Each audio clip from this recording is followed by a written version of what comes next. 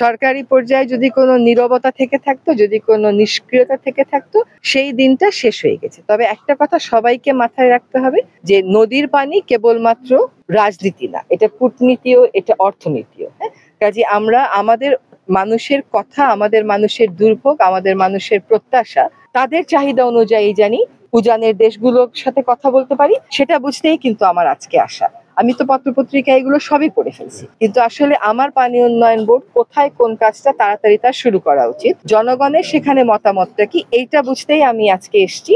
উজানের দেশের সাথে, ভাটির দেশের ভারতের সাথে আমাদের সমস্যা কেবলমাত্র যে এই নদীর কেন্দ্রিক তা না, এটা কিন্তু প্রায় সকল নদী কেন্দ্রিক। আমরা গঙ্গা ছাড়া আর কোনো নদীর ক্ষেত্রে, ফেনীর ক্ষেত্রে করতে পেরেছি, কিন্তু আর কোনো নদীর ক্ষেত্রে কিন্তু আমাদের বলে 54 বা 57টা অভিন্ন নদী, এখনো পর্যন্ত চুক্তি স্বাক্ষর করতে পারিনি, এমনকি তিস্তা নিয়েও পারিনি।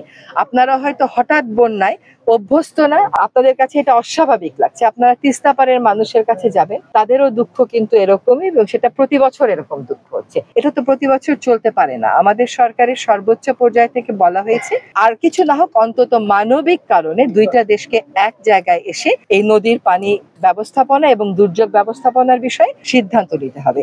আজকে 53 বছর হয়ে গেল আমরা তিস্তা নদীর চুক্তি স্বাক্ষর করতে পারিনি। চুক্তি যদি পানি ভাগাভাগির স্বাক্ষর হয়, পরে হয়, কম হয়, সেটা আরেক বিবাদ, কিন্তু আমার দেশের মানুষকে তো আগে বাঁচাতে হবে। সেই দাবিটা তো প্রতিবেশী রাষ্ট্র কখনো অস্বীকার করতে পারে না। সেই জায়গাতে আমরা কোন তথ্যগুলো চাইবো, কিভাবে আলোচনা শুরু করব, আমাদের মোটামুটি একটা রূপরেখা প্রস্তুত করেছি। আপনাদের সাথে আজকে কথা বলে ওটা চূড়ান্ত। আন্তর্জাতিক আইন অনুযায়ী আপনি তখনই অন্য একটা রাষ্ট্রের সাথে দর কষাকষি করতে পারেন যখন সেও ওই আন্তর্জাতিক আইনটা স্বাক্ষর করবে।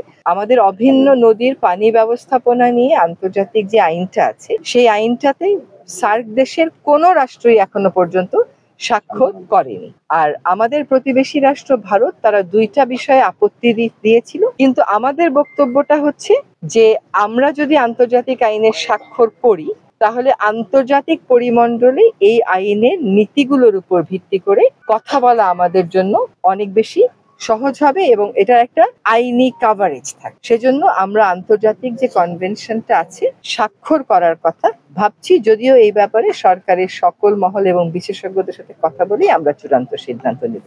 আন্তর্জাতিক অঙ্গনে যখন দুইটা রাষ্ট্র কথা বলবে, তখন দুইজনকেই ওই একই কনভেনশনের পার্টি হতে হয়।